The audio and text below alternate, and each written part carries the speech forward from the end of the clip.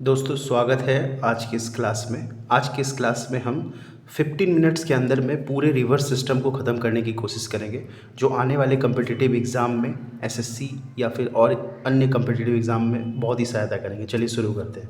देखिए दोस्तों, रिवर्स जो होती है भारत में खास करके वो दो तरह की होती है। एक होती है हिमालयन और एक होती है पेनिनसुलर।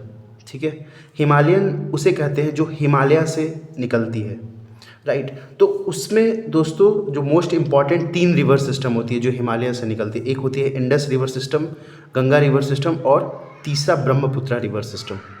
ठीक है दोस्तों, तो Himalayan river system mostly dendritic होती है, राइट। डेंड्रेटिक मतलब कुछ ऐसा शेप में जाती है रिवर्स, राइट। जो हमारा अमरकंटक हिल से नर्मदा रिवर निकलती है वो रेडियल होती है, राइट। देखिए दोस्तों, जो ये हमारा रिवर्स है ना, जो हिमालयन रिवर सिस्टम है, वो काफ़ी मोस्टली जो रिवर्स है वो बे ऑफ बंगाल में जाती है। गंगा, ब्रह्मपुत्र, कृष्णा, गोदावरी, महानदी, ये मोस्ट ऑफ द रिवर जो है ये बे ऑफ बंगाल में जाके अपना वो ड्रेन हो जाती है वहाँ पे। और 23% रिवर जो है वो अरब सागर में मिलती है, जिसमें इंडस, नर्मदा, तापी, माही, पेरियार और लूनी नदी, राइट। अब हम एक एक करके इसे समझने की कोशिश करेंगे।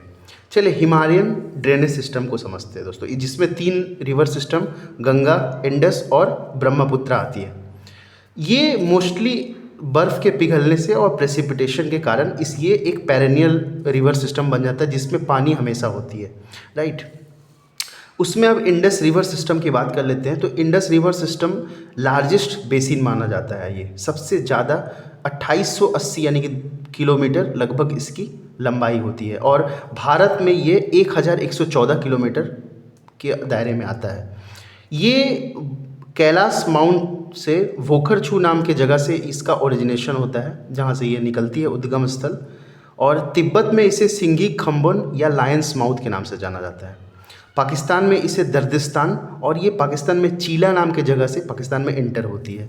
इसके ट्रिब्यूटरीज कई सारे हैं, एक लेफ़्ट बैंक ट्रिब्यूटरी और right bank tributary. Left bank tributary में जंस्कर, झेलम, चेनाब, रावी और सतलज, ये मोस्टली इंडिया से गुजरते हैं। और इसके राइट बैंक ट्रिब्यूटरी में काबुल रिवर, श्योक रिवर, गिलगिट, हुंजोन, स्वात, खुर्रम और गोमत, राइट। इसमें मोस्टली पंचनाद नदी भी कहा जाता है, सतलज, व्यास, रावी, चेनाब और झेलम को। ये अपना सारा डिस्चार्ज जैसे कि मैंने बताया अब अरब सागर में कर देते हैं। देखिए उसके बाद सबसे इम्पॉर्टेंट है चेनाब नदी, क्योंकि ये इंडस रिवर सिस्टम का सबसे बड़ा ट्रिब्यूटरी है, लार्जेस्ट ट्रिब्यूटरी। इसके 2 स्ट्रीम्स भी, एक चंद्र और एक है भाग, जो कि 1180 किलोमीटर के हैं, राइट। झेलम नदी जो है वो उलर लेक से होकर गुजरती है, राइट। रावी रोहतांग पास के पास इसका उद्गम स्थल है, ठीक है। सतलज एक एंटीसीडेंट रिवर है और इसी में सबसे इम्पॉर्टेंट भाखड़ा नांगल प्रोजेक्ट है। देखिए आगे दोस्तों देखते हैं गंगा रिवर सिस्टम।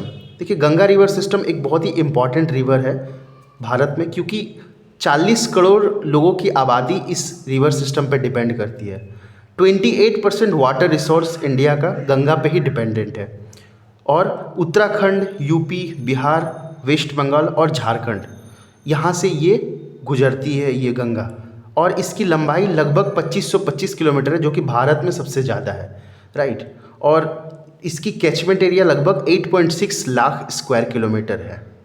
देखिए इसकी ओरिजिनेशन की बात कर लेते हैं तो गौमुख से ये ओरिजिनेट होती है, जो कि 3900 मीटर हाइट पे है, उत्तरकाशी डिस्ट्रिक्ट ऑफ उत्तराखंड में, गंगोत्री ग्लेशियर से। और जब ये गंगोत्री ग्लेशियर से निकलती है तब इसका नाम रहता है भागीरथी। देवप्रयाग नाम के जगह में भागीरथी जो है अलकनंदा से मिलती है, जो सतोपनाथ ग्लेशियर से निकलती है अलकनंदा, और ये देवप्रयाग में दोनों मिलते हैं और गंगा का निर्माण होता है, गंगा बहने लगती है, राइट।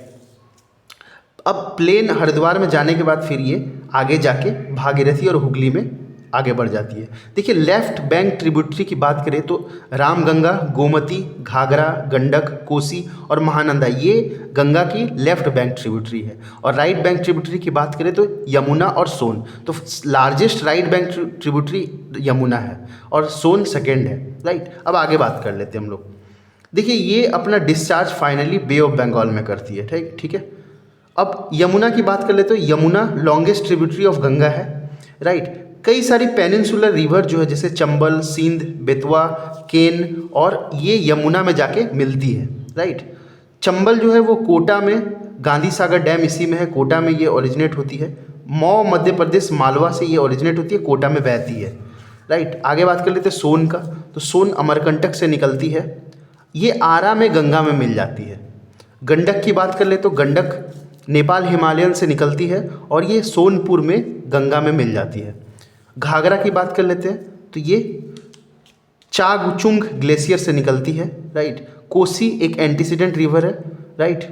अरुण इसकी मेन स्ट्रीम है। अब देखिए दामोदर की बात कर लेते हैं तो दामोदर वैली कॉरपोरेशन इसी पे दामोदर पे है और इसे सौरव ऑफ बंगाल भी कहा जाता है क्योंकि ये बहुत ज़्यादा फ्लड लाता है। छोटा नागपुर प्लेटू में इसका उद्गम स्थल है। फ्लोज थ्रू रिफ्ट वैली, ये रिफ्ट वैली के थ्रू फ्लोज करता है, ठीक है। और ये हुगली नदी को अंततः ज्वाइन करता है। आगे बात कर लेते हैं पेनिनसुलर ड्रेनेज सिस्टम की। पेनिनसुलर ड्रेनेज सिस्टम में नर्मदा, तापी, महानदी, कृष्णा और गोदावरी रिवर जो कि ईस्ट से वेस्ट की तरफ बे ऑफ बंगाल में जाके गिरती है।